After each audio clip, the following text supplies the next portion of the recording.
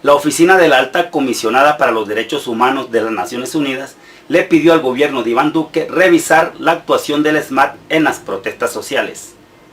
¿Qué es Movise? ¿Qué significa eso? ¿Quién dio la orden? ¿Por qué hay indignación en las redes sociales en Colombia a raíz de una decisión de un juez que para muchos consideran censura, ordenar, quitar de las redes sociales y de todas partes una valla publicitaria donde el movimiento de víctimas de crímenes de Estado le reclamaba al gobierno nacional o mostraba a los colombianos quiénes eran los principales protagonistas de los mal llamados falsos positivos?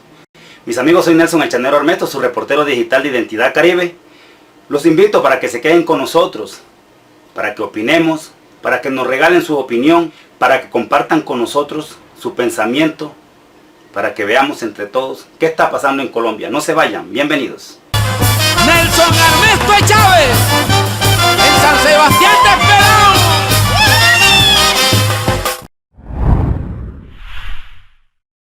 Muchas son las quejas de colombianos en todas las estructuras sociales de este país, sean estudiantes, obreros, maestros, toda clase de personas, las quejas en contra del Escuadrón Antidisturbio en Colombia, el SMAT, que se excede de la fuerza al disolver lo que para ellos es un mandato constitucional, las protestas sociales. Se han visto muchas, se han revelado demasiadas pruebas donde el SMAT es protagonista de violación de derechos humanos sin que el gobierno de Colombia diga algo. No hay un solo pronunciamiento judicial donde se condene el procedimiento considerado arbitrario de parte del SMAT, que se ha demostrado también su participación en actos vandálicos con el silencio cómplice del gobierno de Colombia. Por eso la oficina la Alta Comisionada para la Defensa de los Derechos Humanos de las Naciones Unidas le ha pedido al gobierno nacional que verifique, que regule la acción del SMAT, los abusos. Le toca prácticamente a autoridades extranjeras tomar cartas en el asunto, porque en Colombia parece que no pasará nada.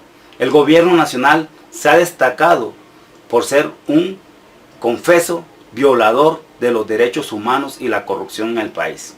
El SMAT ha protagonizado demasiados desmanes y por eso con la oficina de la CIDH encargada de defender los derechos humanos se ha pronunciado y le ha pedido al gobierno de Iván Duque que revise la actuación del SMAT.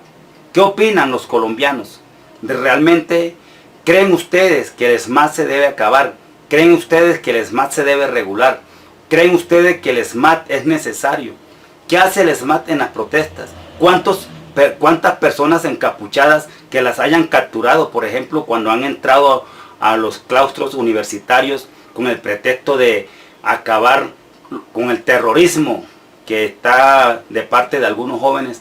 Hemos visto que han capturado los tales capuchos, que para muchos son personas infiltradas por el mismo gobierno. Queremos conocer su opinión frente a ese tema. No nos vamos a profundizar mucho en el día de hoy, porque realmente eso es lo que nosotros queremos, servir de puente, de opinión, un puente para que le lleve la opinión a quienes gobiernan este país. Hay censura, ¿qué es lo que está pasando en Colombia? Así que la opinión de ustedes es muy importante. Tiene razón la Alta Comisionada para los Derechos Humanos de las Naciones Unidas al pedirle al gobierno nacional que regule o que revise el comportamiento que puede ser abusivo de parte del SMAT. Ahí está abierto el debate para que todos nos ayudemos a dar la mejor opinión. Le añade a esa preocupación la Alta Comisionada para la Defensa de los Derechos Humanos de la ONU el tema de que el gobierno nacional también ha utilizado el ejército. Le pide revisar ese tema. Es lógico, el ejército no puede estar en las protestas sociales. Bolívar creó un ejército para estar en las fronteras, cuidando, protegiendo la soberanía nacional, no para estar persiguiendo colombianos acá. Ese oficio le corresponde, es a la fuerza pública de la policía, le corresponde a ellos. Ellos son los que tienen el deber constitucional de perseguir lo que para ellos es la delincuencia, bien sea común o organizada, dentro del territorio nacional. La frontera debe estar custodiada por el ejército. Ese es el oficio soberano y constitucional de las fuerzas militares. Ellos no están para estar en las protestas causando también miedo, intimidando a la población para que se levante. Todo eso se lo pidió la ONU al gobierno de Iván Duque.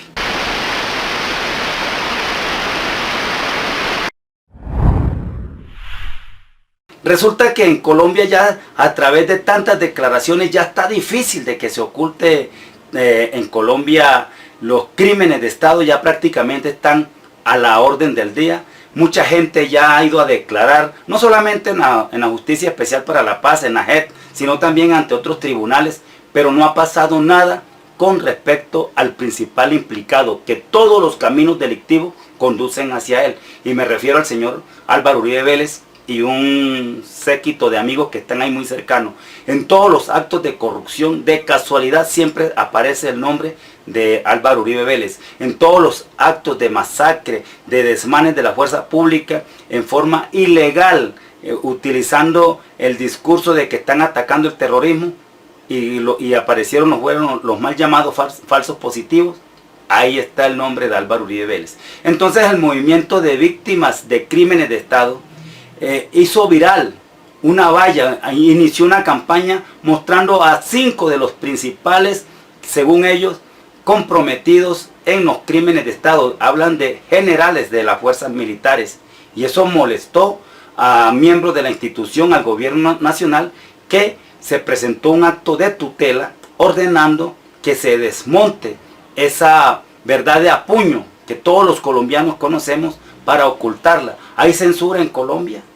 El juzgado 13 del civil del circuito de Bogotá falló en favor de quien interpuso la tutela, ordenando que en el término de 48 horas desaparezca de las redes sociales esa imagen o esa valla publicitaria, esos banners donde se identifican a los presuntos responsables de las masacres, de crímenes de Estado que han ocurrido en Colombia y que todavía no se ha llegado al punto real de quién dio la orden.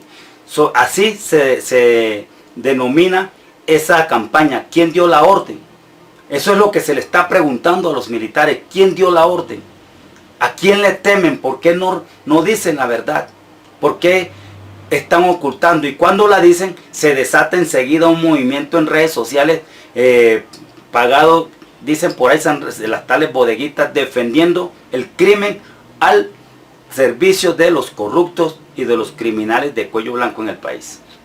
En la valla de que les hablo aparece la imagen del reciente destituido, salido de la institución, el general Nicasio Martínez. Aparece en esa valla como uno de los presuntos autores intelectuales y quizás materiales de esos crímenes aberrantes donde se asesinaron muchos jóvenes en Colombia para hacerlos pasar como guerrilleros.